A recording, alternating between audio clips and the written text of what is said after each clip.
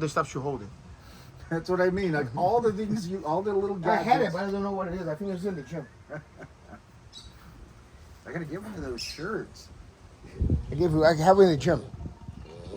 The holder. Yeah. The gym and the shirt. I have both of the gym. Yeah, that's a nice shirt. Hi guys, we're here for the open mat, but today is gonna be a Sunday open talk. You know, the idea is like just talk whatever. I'm gonna try to bring for you guys this talk a little bit more. Maybe get different people that can talk about different things. Today is sponsored by Walking Tree. Taste the beer, you know, like it's amazing brewery in Vero Beach. Just check it out. Walking Tree is the best in Vero for beers.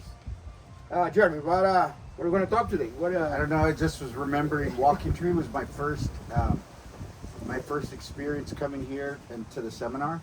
And then I walked in and I was like, whoa, look at these huge things, and the mats were everywhere. And then I would send pictures back to California. People were like, what is that? Yeah, I got the idea to do the events inside the brewery from Thomas William from Oklahoma. He was doing events there. I was like, man, I have brewery there in Vero. And then they have a great area for the stuff, and it's not just to take it out of the gym and do something different. Well, how did you ask him? Did you just went up and ask the owner? Yeah, I just went there because the guy was from Rotary Club, and then went there, talked to him. And then he said that, talk to this guy, let's go there, and they can put stuff together for you guys. And I went there, it's like I told them what I'm going to do, how many people we're going to bring, and then you didn't ask like, oh, you guys aren't going to break anything? No. The stuff was going to say, oh, it's just a seminar, and then after the seminar, we're going to do a barbecue. We did a Brazilian barbecue by that time. And then he was really happy because after the people like the beer, got a bottle of brownies, and he sold a lot of beer that day. But the more important that the environment was just change the environment that we have for regular seminars, get out of the gym, and then have a huge space. And then we grow. We did probably like 6 events there. Like the first one to have 100, the last one to have 180 people there. I remember 175, 180. The hard part though was getting all the mats the night before. Yeah, then like the night before, and then we got there in the morning, put it down, and then before you guys start drinking or getting food, help put the mats back in the truck. And then we did, and then we have like hang out, do the barbecue, have some beers, and now we need to put it down in the gym because we need to have a class next day. Big though. Or the couple days after. No, we usually have a Sunday class by the time. But I think that time we did the open mat on Sunday. Yeah. And then I need to put the mats down for the next day. No, but it's good. It was a good time, and then I know. Again, how many years did you do that? We did 3 years, middle of the year, and then the year seminar. Yeah, that was. So 6. I was there for 2 of them. You probably have 5 then. Okay. Yeah. It was a good. The people there is amazing. The Mike and his wife always help us to put stuff together. Actually, Mike right now training for us. Started training last year. After years, now he started training for us. That sponsor that it's good. Always remember the Walking Tree as a great memories for the gym. You like the training? Yeah, he has enjoyed. Actually, yesterday I rode for him for the first time, and then he's like kind of little. What do you do? Just do this, do that. He's just started. He started training for us like probably 2 or 3 months ago. Still new. But it's good. He had a good time.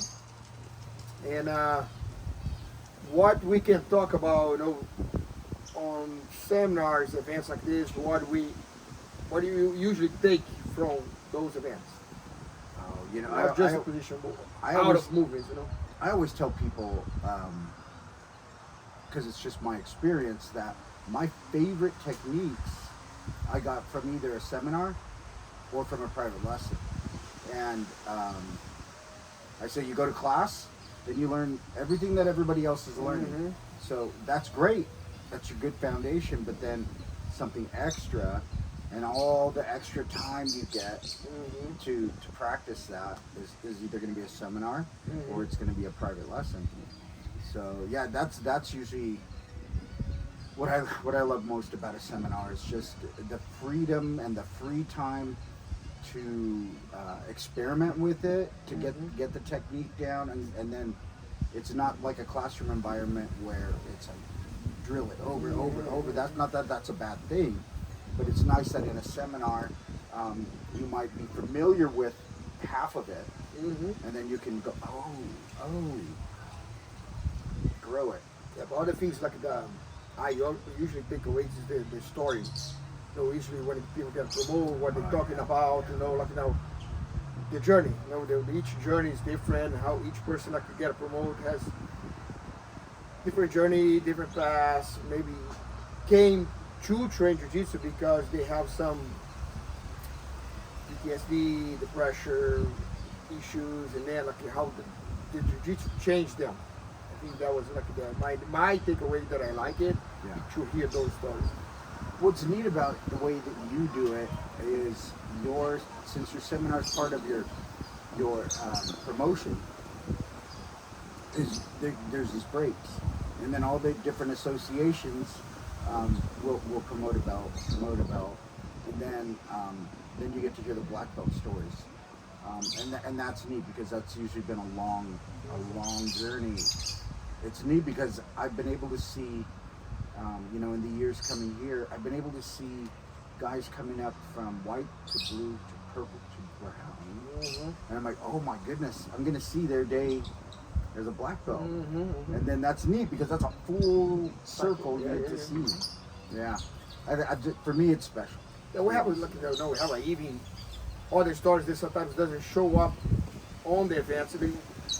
Eventually will show up, because like I said, people are going to be promoted to black belts, but I have so many other stories that we get every day on the mat, people that we follow, we help, and then we see the grow as the change as a person, go to the next level, Ashley, Mike Kenner, and so many others in the gym there too.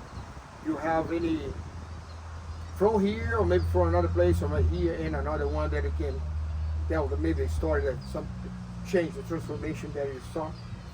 Well, I want to ask a question first, is because it's kind of been in my head lately, is I'm going to say, and I've always said 9 out of 10, I'm going to stick with 9 out of 10 people that you meet in jiu-jitsu are or have gone through something very heavy in their life. I think that for people come to jiu-jitsu, they have a lot of different ways to come.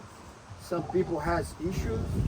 Some people have curiosity, what it is. Somebody just told them, oh, you should do it, and it's like they go there because somebody told them. But we have a good amount of people that come because they have issues. For the pressure or abuse, PTSD, and kids get bullied. They will have a lot of different stories. I mean, each one when people come and start training, you can see the change in 2-3 months, and then if years pass by, you see the big change. Have some people that still care stuff. Maybe it's heavy, or maybe don't know how to let it go. Yeah. We talked about before too of forgive. Maybe not forget, but forgive. Take the weight out of you. And some people sometimes they can't do that. They don't know how to do that. We still have people in the gym that they still carry and have forgiveness is a tough one, man. That's at least for me. It's a tough one. But I learned a lot. The people placed in your life and watching the way that you handle it. And I remember asking you before, how does that not just eat you inside?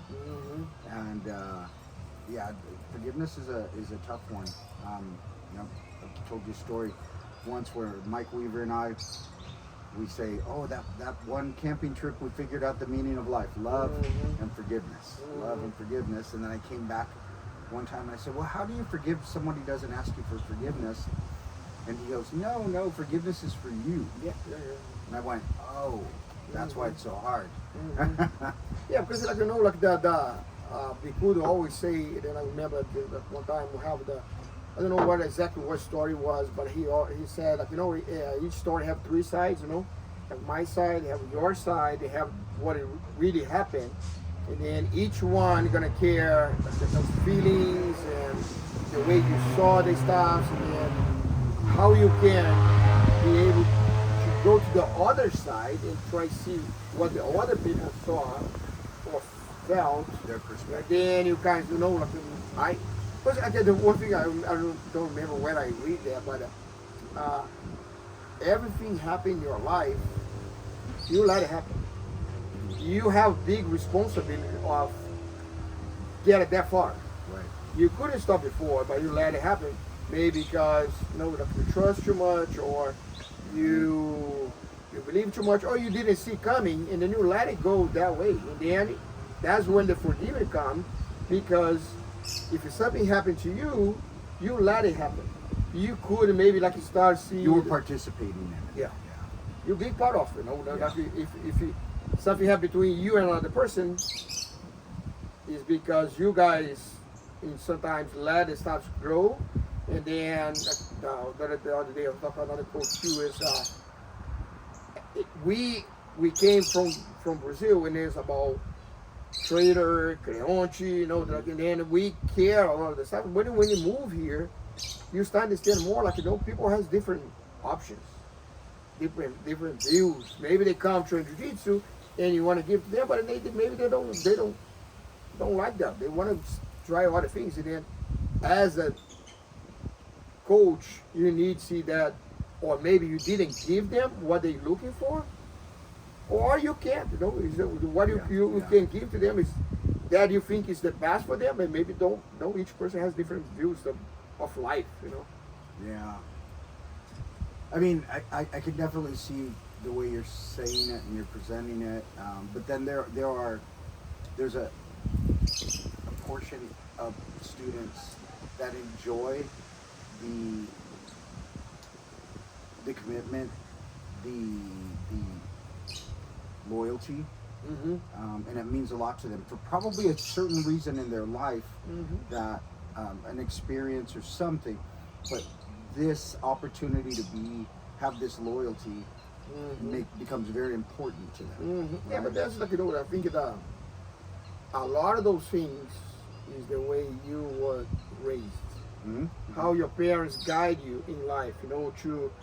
Like if you have great relationships with your parents, like they always help you, always there for you. When you go for martial arts, you're gonna look for the same. And I think they even relate you as a military and jiu-jitsu can relate a lot of things. The rank, the brotherhood, the family atmosphere that you count in the other person. Yep. But I think that a lot of people may be looking for, because maybe when they got raised, they was like, oh, you need to do this, and then they never really have a guidance, and they kind of lost. They kind of looking for different views, and they think, oh, this is good. Oh, this is better. Oh, and what? And they get lost. No consistency. Yeah. Mm-hmm. If you're not consistent, and I always say consistency is everything except being consistently inconsistent. Then the jiu-jitsu bring you be comfortable on the uncomfortable situation. Right. No, but I think that jiu-jitsu bring a lot of bones, and then some people are not ready to receive them. Because we need Well, that's what's part of the growth. The idea that's the journey, right? You can't just go from here and then the black belt isn't just the black belt and all the techniques but it's the learning that you did along the way. Every belt represents this block of time and years in your life where you learn something, and then the next one, and then the next one, and even as a black belt, I'm still learning things from life about you, from you, where I'll go, why are you gonna give this guy a belt? To me, he lacks these certain things, and then you'll explain it, and then I'll go, that was me then. I didn't see those things because I was distracted by his behavior this way. Yeah, as jiu-jitsu, I remember when I started teaching, it was more like form fighters, champions, and then change to how I can help people, but still try building fighters. Now it's more how I can help people, how I can use jiu-jitsu as a tool to give people opportunities to learn about them. But still a lot of people come to jiu-jitsu that see jiu-jitsu as a gym. Like if they go for Anytime Fitness or just say that, but whatever. Like if you go for no weight, and it's different. When you go there, the idea is like you want to teach about life. You want to teach about how you use jiu-jitsu or the martial arts in your daily. But a lot of people still relate as just exercise. It makes me wonder then, because you said in your journey, it first started out as hard training, competition, rugby, the athlete. And then later on, it became more, how can I, help you? Or how can I show the fruits of the labor that it took? Well, that had to take you getting all the way to this point.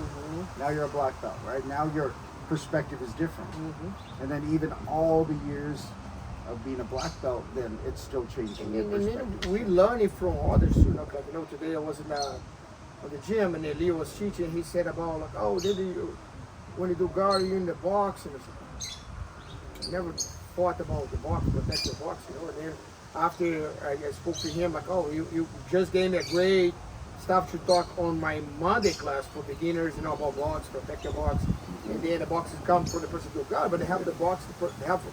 Then I want to kind of move forward and figure forward, like, as passing, I need to keep in my box too. My goal from putting my box inside the other person's box is to kind of know how I can. And then came other things about grips, like what the idea.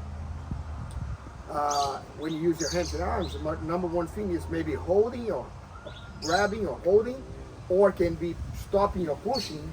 And the same thing, how now I can translate that for my legs.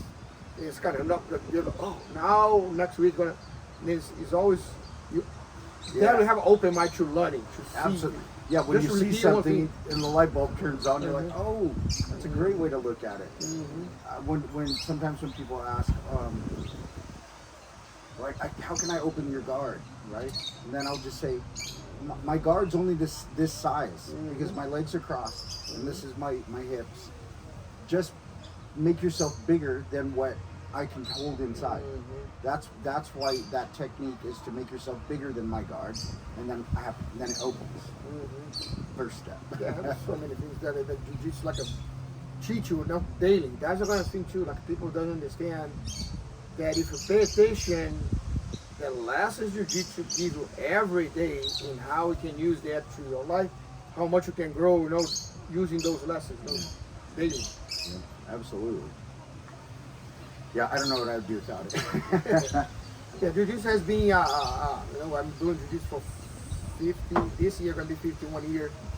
Involved jiu-jitsu for a little bit. I was in and out, not completely in. What years were those? When I was 14, 15, 16. Oh, okay. That's the age, you want to go out and meet girls and stuff like that. Then I was training, but it wasn't like a commitment. And then I came back when I was going back to start my university. And then we went to watch a big event that was kind of, have Carlos Machado, Cássio Cardoso, Flavio Bering, and then those guys there, I was like, I need to go back, really go back to the training. And then make me think I need to go back there. And because I can see I missing the fight, the competition, the training. And then when we start training back a little bit in Teresópolis, and then I moved to Rio, start training under Carson Gracie. And then since there, everything that you learn from jiu-jitsu is you need to kind of, it's a life lesson. What I can take from here to bring to my life, Yeah. I can't say that I would see those things though as a white belt. Because as a white belt, for me, it was, okay, now you're in a new structure and you're learning and it's going to be difficult, and that was it, right? And then be a good student. Yeah, but I think as a coach, not a lot of people mention there. Just see the position. They're showing something. They show the fight part, At the same time, I don't know that with my first years that my view of it would have made life parallels right away. It was after that. It's like you almost have to do so many years, and then the connections start to get made. Yeah, like the just when they say Chris You will go there just to walk inside the gym. You're already uncomfortable. And then because you have the vision of fighting. And then most of the gyms, and I did too for a long time. My gym is like, oh, come here, you mix with everybody, and then here's the position to do this, and I'll train it. The people doesn't have no idea what you do, what you hold, and what you expect. And then that's why we create the beginners class to give. I was just going to ask, did you have a beginners class when you were just starting? Nope. There was no beginning. So even as a white and blue, well, you were never white, but blue belt. I was a white as a kid. Yeah. But then from children's color belt, then you go to blue. So as adults are there, if a new adult comes into class, you get what? Maybe one time you don't spar. Because like I trained in Teddy's office, and then by that time I was training, I wasn't even thinking about. I didn't even pay attention to people get in, get out. But I remember when I moved to Carson Grace, we saw so many white belts come and goes. Even in my gym, when I moved to US, but people was coming and goes, like, and it's kind of. But you want to create fighters. You don't think about help people in different ways. And then that's in 2018, I think, or 19, 17. I moved for another location, and then I created this beginner class, and then from there, my retention just exploded. Mm-hmm. Just to give opportunity for people to understand what you do, what they're looking for, give them almost like a script, and show them a lot of the stuff that jiu-jitsu is for self-defense before they move to training. By the time they need to do like I think it was between 22 to 50 classes before they be able to train. They should be there. They couldn't move to the next level. And then the retention exploded because now when they move to the next one, they understand what to do, they understand the path they're supposed to follow, they understand grip, they did it. How do you keep the balance though of the teaching to where you're teaching this to beginners in this new manner, which that didn't exist before, mm-hmm. But at the same time, how do you have the balance to creating the fighters? Because those are the ones that you take. Yeah, but that's different classes. And then when I start creating the stuff for beginners, because I understand just depend what kind of gym. If you run the gym as a fighter gym, you're probably gonna have 70% of the people fighting. But if you think about the big picture, usually if you go, how many people do jiu-jitsu that compete is 5%. And then I change my mind, it's like just 5% fighting, and I'm not have that much people here. I have 70%. Where's the other people that's supposed to drop the numbers of the fighters? And then that's why when where's my 5%? Yeah. Where's my 95%? Because it was not 95, but it was 70% fighters and 30%. Yeah, where's the other 95? Yeah, got it. Where's the other side? How couldn't? But that's because the training is to build fighters, and so it wasn't on jiu-jitsu as a whole. Yeah. Because when I learning, when I started learning the Academia Serrana in Teresópolis, was number one thing they did. It was based on self-defense, and the jiu-jitsu sport was not secondary, but it's not the main. It was almost 50-50. Remember we did a self-defense class. We did an open hand to know how to use jiu-jitsu as self-defense if you have something on the street. And then the main goal, I remember like many times. That was the beginner class then. No, the regular. Or the regular class. The regular class was there. Everybody do self-defense once a week. Okay. Everybody do open hand twice a week. 2 times a week. Okay. 2 times each other week. You do an open hand, and then it's like everybody has the same getting the same amount. Even if you're a competitor. Yeah. You're because they not focus on competitors. They focus in general. Okay. They want to give they say jiu-jitsu for everyone. Mm-hmm. Of course, we're training hard. The kids, I remember we have a routine before even the class. We need the push-ups, pull-ups, dips, and then we go to the class. Kids, if you can't do that, you just couldn't go to the class after finish your routine. I remember you need to study. We have a book, not book, but a notebook Yeah. That we're not learning about history of jiu-jitsu, you know, all the kind of stuff as well. So that's kind of how it was then as a young Marine. And then other services will say, you know, how do you guys know so much? Well, we always had a book from the beginning, right? As a private or a recruit, a white belt. You were learning all of your lineage. You were learning all the important, you know, parts of it. So they called that your knowledge, right? The book was called Your Knowledge. And that, but then when you have something like that, that's put inside of somebody. All of that, then that's their basics. And so they have a different perspective because you have to, you know, the history. So now I'm part of this lineage. So I need to behave in a certain way. And if you cut that stuff out, people just like there's I did a podcast yesterday and we talked more about the police side, you know, how I start giving opportunity for police coming, and now we train the sheriff department, and my goal is always like again give the tools of jiu-jitsu in different aspects for bullying for kids, women for self-defense.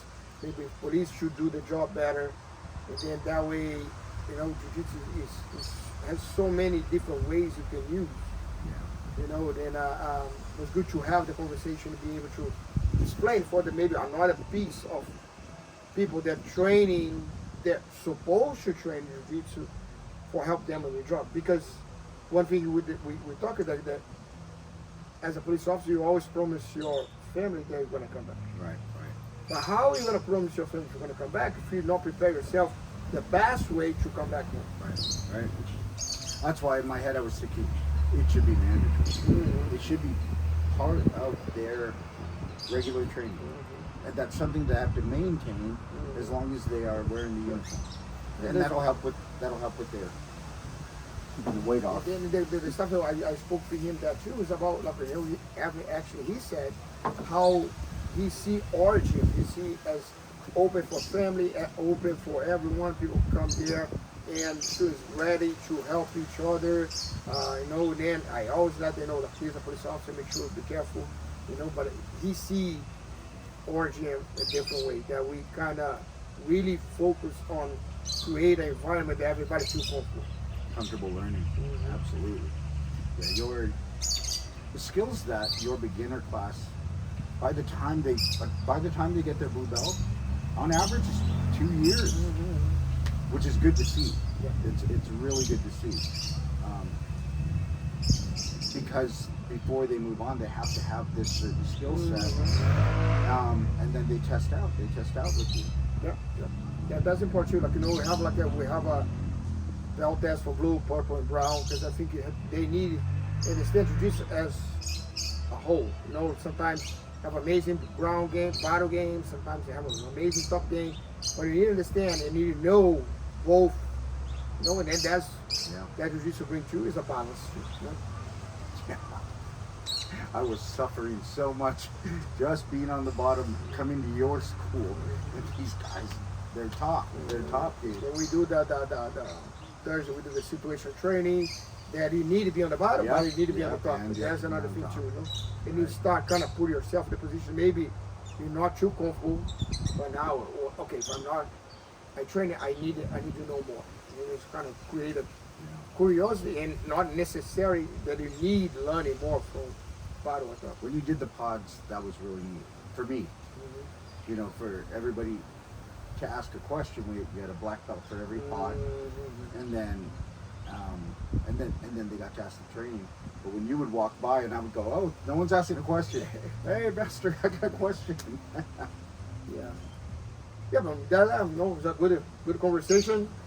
I think we got a lot of here today. And then, no, guys, thanks so much for watching. Maybe sure you put the like button, subscribe, watch our videos. Thank you, Walking Tree, to sponsor this episode. We're going to bring more stuff for you guys as well. And if you guys have an idea of something you want to hear us talk about, like, oh, this doesn't get talked about enough, send that message in. Yes. Yeah, because it'll always be good. Yes. Yeah. All right, guys. Thank you so much. Oos. Have a great day. Sir. Oos. Happy Easter.